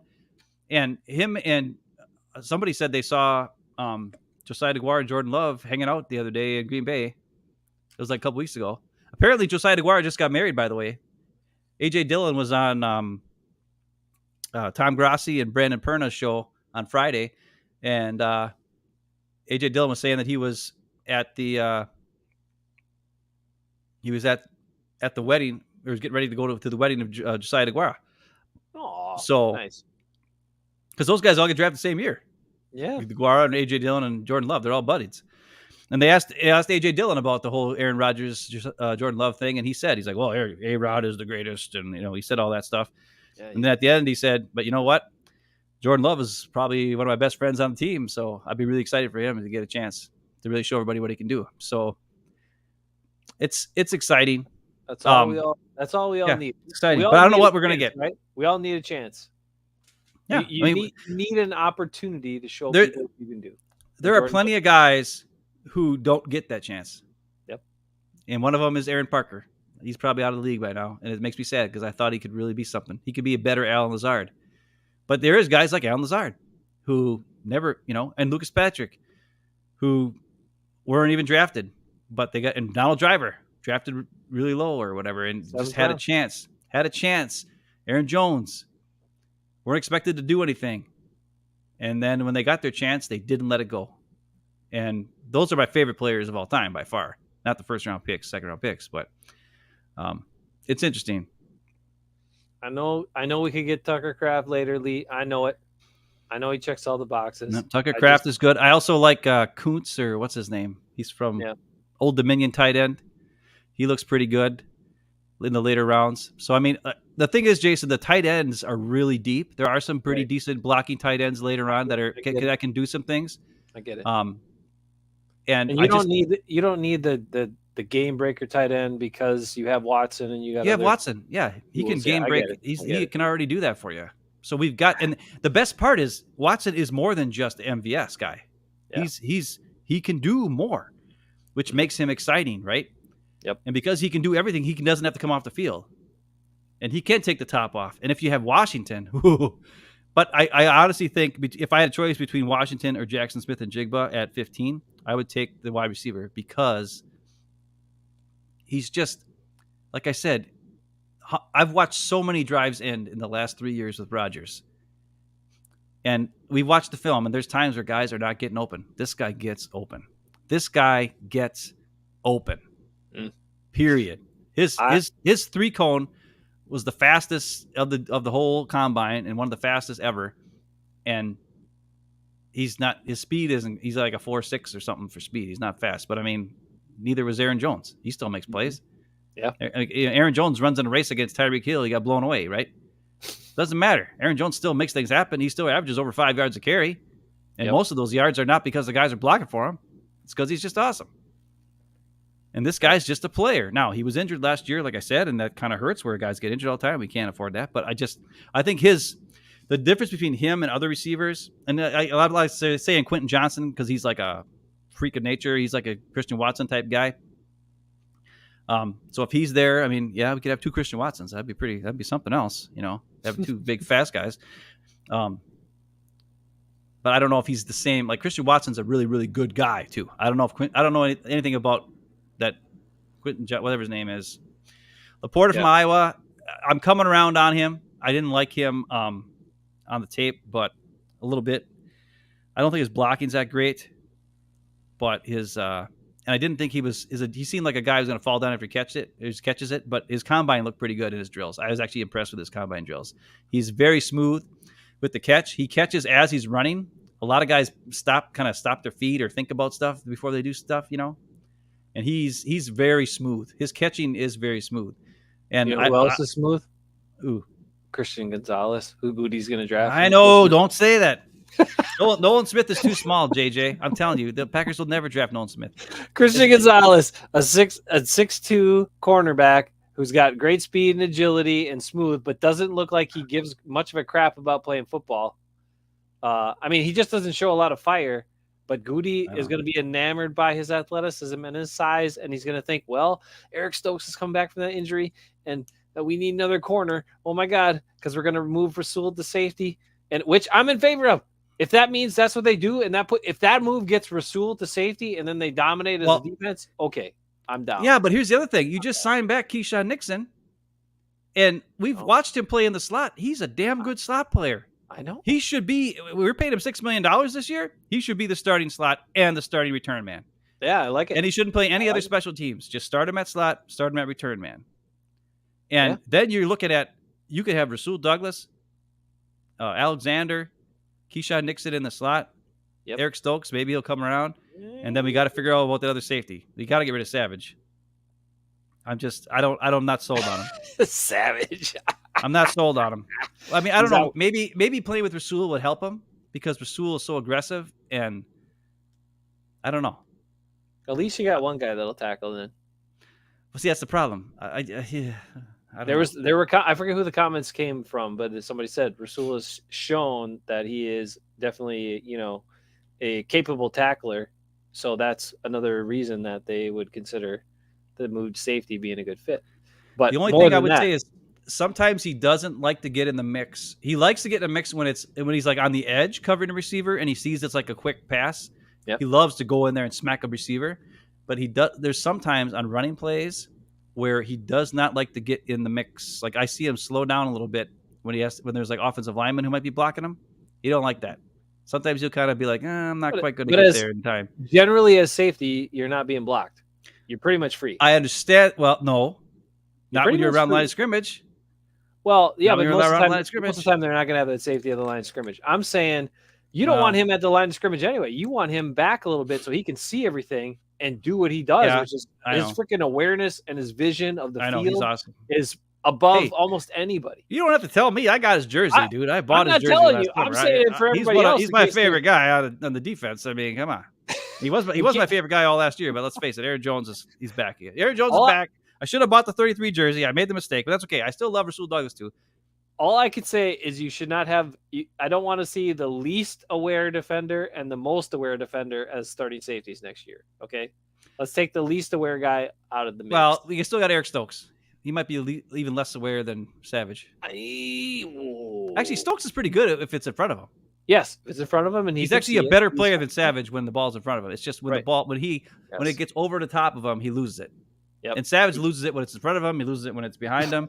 He loses when it's on the side of him. Yeah, I don't know what's going on with that guy. All right, we just went down another tangent and rabbit hole. What you got? Time to go? You guys are awesome. What do we think?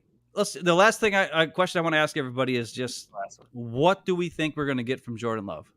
What is our expectations? Do we, are we looking to see something special here? Are we looking to see a game manager type guy? What are we looking for as fans? And also, give him a break. Rodgers was 6-10 his first year. I think his first start he threw like 170 yards and like a touchdown or something. They won the game against the Bears, but it wasn't like he was because of him. Yeah, one touchdown to fullback Corey Hall. Yeah, it wasn't like pretty. So I mean, let's just everybody give Jordan Love a break. But what do we think we can see from Jordan Love here moving forward, and what do we expect? What do you think, Jace?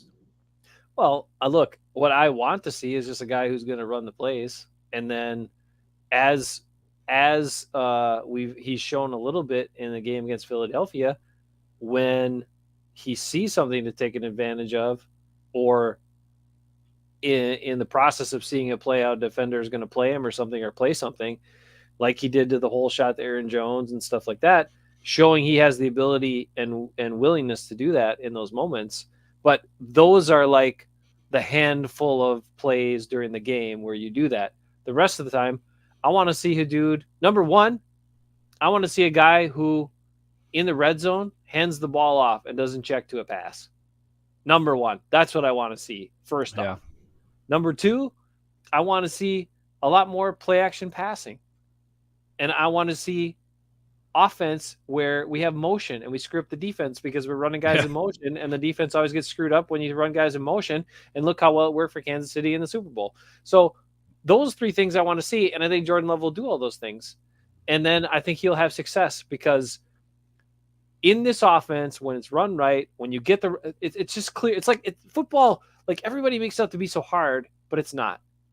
If you can run the ball and you actually commit to running the ball, and the defense thinks you're going to run the ball or is concerned about you running the ball, there is a whole bunch of space behind the linebackers, and in front of the safeties and or corners, and especially over the middle of the field. So that's the other thing. I want to see attacking the middle of the field between the linebackers and safeties, where you can get big chunk plays, 15, 20-yard plays, just like all the other teams that run this.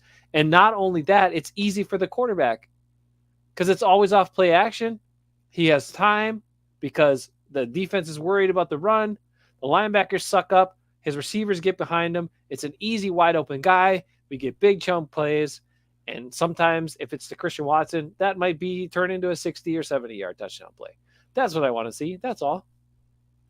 I would say I want to see him able to get rid of the ball if the first read's there.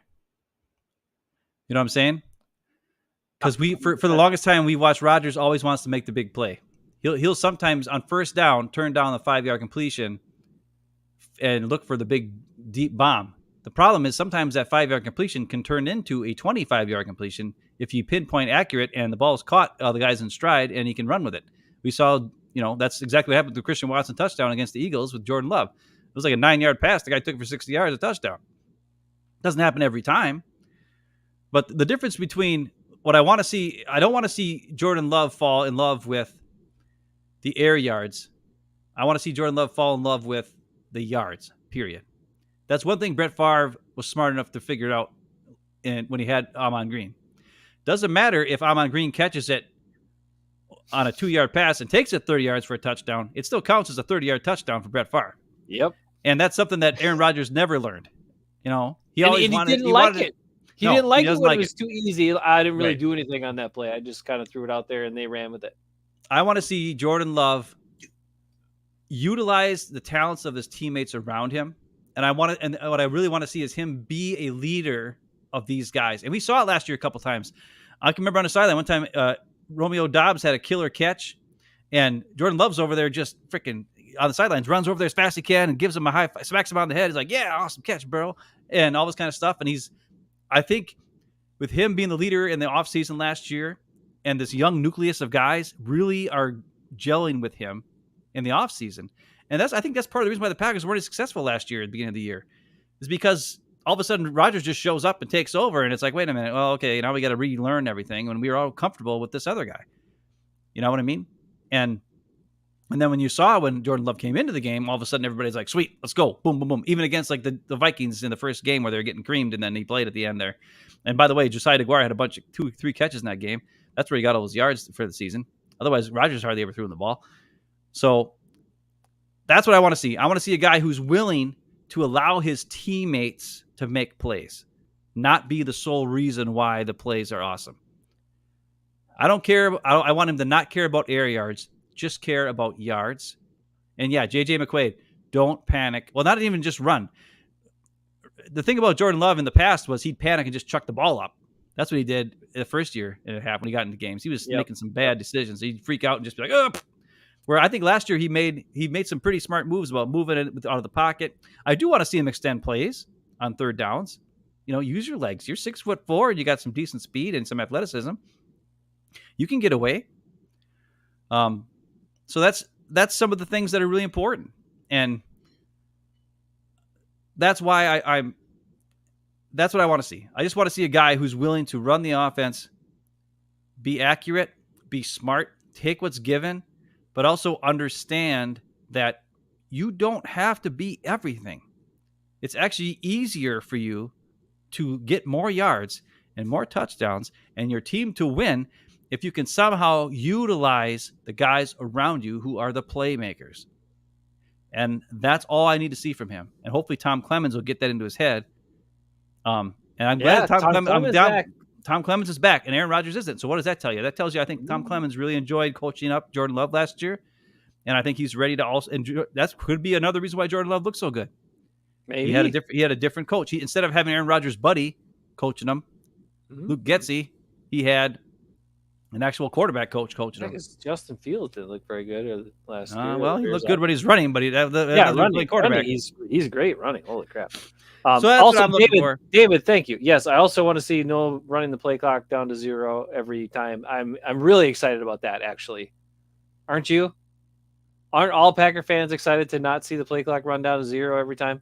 Yeah, that'll be fan. Maybe a little up tempo, maybe a little pace. Maybe you get more than 60 plays in a game because you're not running the damn play clock down every single time. Thank you, David. People are talking about Jones' fumble because Mercedes Lewis missed a block. Actually, it was not Mercedes Lewis. We on our show, I went over that play, and actually I freaked out and I started crying because I was so mad. Yeah, you were really. You can go back and watch that show, and I was swearing left and right. It was not Mercedes Lewis. It was three. Go ahead. It was 3 Packers offensive linemen who had a chance to block that defensive end. David Bakhtiari, Elton Jenkins, and Josh Myers. And none of them, or maybe it was Runyon Bunyan, I can't remember. But it was for sure Josh Myers was out there. And David Bakhtiari was the closest. And none of them got a hand on him. And that was who wasn't blocked, which then hit Aaron Jones. And then Aaron Jones fumbled. When there were 3 offensive linemen there to make that block. Because every other defensive player bit on that, thought they were beating their guy with their pass rush. There's only one guy who was smart enough to realize it was a screen. And he hustled. And he hustled his ass off and made a great play. And the Packers' offense was 2 offensive linemen, including great David Bakhtiari, were too passive and didn't get their asses over there and block them fast enough. So, and you can go back and watch our show after that game. It was like a Thursday, and I freaked out and I cried and crap. And it was somewhere in the middle. You don't want to go through it and whatever. Maybe we'll clip it out and play it again someday because it was a good breakdown. And especially by me, I broke down and freaking lost my mind there for a while. But mostly because everybody's talking smack about Aaron Rodgers fumbling once. And I'm like, really? Aaron Jones. Aaron Jones fumbles once, and Aaron Rodgers throws a bunch of picks, plays like dog shit. Nobody talks about that. But Aaron Jones has one freaking mistake, and that's the end of the world. The previous Detroit Lions game, Aaron Rodgers threw 3 picks, and but everybody's okay with that. Nobody even batted an eye when he threw 3 picks. Remember? They were just like, oh, well, we lost the game, whatever. We lost the game 15-9 in a... Right, and that was the last game of the year, and Jones fumbles, and everybody's like, Aaron Jones sucks. I'm like, no, Aaron Jones doesn't suck. Aaron Jones is freaking awesome. So freaking back off. And the Packers better be ready for the Lions this year, though. Lions are fired up and going to play hard. The Bears are getting a bunch of guys too, and but the Bears. At least the Vikings look like they're going to. The Vikings are going to be crap. The Vikings look like they're going to be crap. Yeah, well, I mean, they're the Vikings. They're going to, even if they have, like you said, even when they're good, they're not good. So. Yeah, that's fine. They're the Vikings. All right. Appreciate you guys so much. It's hopefully we're new era. Ben said he didn't want to come on and do a show until this was done. Until I heard Aaron Rodgers say it. That's what I said. I was like, I'm tired of talking about this guy until I hear it out of his mouth that he wants to be a Jet. And he said, the Packers don't want me back, and now I don't want to be back. Yes. I intend to play, and I intend to play for the Jets. That's what he said. Wow. Even though he was 90% retired, he came out and the Packers said, we don't want you no more. And then all of a sudden now, I want to play. And I want to play the Jets. Even though, like a week ago, I was 90% retired. Okay, whatever, guy. But it's over with. Hopefully. Let's go, Goody. Don't let him change his mind. Get it done before. He'll go on an ayahuasca trip and change his mind, and then we're screwed. Trade him. Hopefully for the 13th overall pick. Throw in a 3rd-round pick from us. We're good. 3rd-round pick from us. We get the 1st-round pick. You get Aaron Rodgers, and then 3rd-round pick. We get 13th overall. We draft Jackson Smith and Jigba. We draft Darnell Washington, with number 15. Boom. Jordan Love is set for the next 4 years with awesome freaking weapons all the way around him. Bam, bam, bam. We're good to go. We win the Super Bowl. Period. Don't forget about sneaky Bo Melton making an impact. Yeah, I forgot Bo Melton's on there too. Gosh, dang. Actually, Bo Melton's might be he doesn't have the agility score that Jackson Smith and Jigba has, though, just so you know. Oh, no, he's not. But he's also not as big. He's actually smaller, but he's faster. He's way faster. Yeah, he's fast. He's straight line speed, but he's kind of tiny. He's a little guy. Yeah. Well, I'm excited for the season. And we're not doing a show this Friday, but we will be back, I think, next week. So enjoy the next week or so, and we'll see what happens before then. Yeah, we'll see. I mean, yeah, if we get the numbers on the trade, maybe we'll come on live that day. And we might not. I mean, this is the bigger thing was to hear it out of Aaron Rodgers' face saying that he wants to be a Jet. And now we know with everybody's come out and said pretty much publicly, the Jets with their actions, Aaron Rodgers with his words, and Mark Murphy with his blunder. We know now the Packers don't want him. Rodgers don't want to be there. Jets want him. Rodgers wants to be a Jet. Let's just make it all. Everybody wants the same thing. Everybody wants Aaron Rodgers to be a Jet. Can we just make it happen? Even Brett Favre does. Let's go. Do you think he talked to Favre before deciding? I highly doubt he talks to Favre that much ever. They're friends. He said that he went to his house. Well, he thinks everybody. He thinks he's friends with even. That's the funniest part. Right before Rodgers came on, because Aaron Rodgers thinks that Pat McAfee's his friend, and Pat McAfee even said, "Yeah, we're not really friends. We don't hang out." So it's like, but he's certainly given Pat McAfee a nice lift. Dude, there was 450 freaking thousand people watching. And I was one of them. I was one of the morons. Most of them from New York, though. And you know what? When he came on and he said, he's like, I want everybody to know this is not going to be like some kind of decision show. That's what he said first. And I was like, God damn it. He tricked me into watching this crap again. Son of a bitch. I hate this guy. But then his very next sentence was, I made the decision on Friday. And I was like, whoa, what? Wait a minute. I guess I'll stay watching because I was ready to turn it off. I was like, this is going to be an hour of Aaron Rodgers just talking smack about the Packers. I'm not going to watch this. But then he immediately said, I made the decision on Friday. And I was like, ooh, what's this? And then it took him 20 minutes. He's like, I got to tell you the whole story here. And he went on for like 20 minutes. And then, there you go. So. All right. Friday. Friday's St. Patrick's Day, right? Isn't that true? I think so. I don't know. Right. I'm going to be working in the morning and then driving to see you because I'll be coming back to Algoma.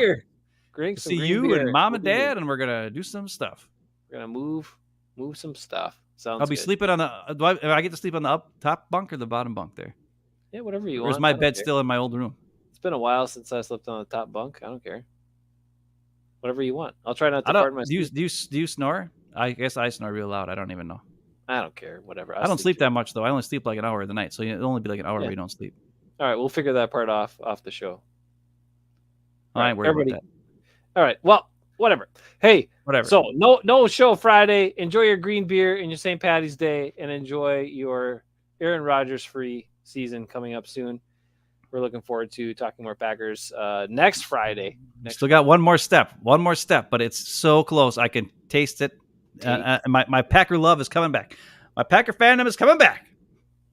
Go Pack, go. Tell me why,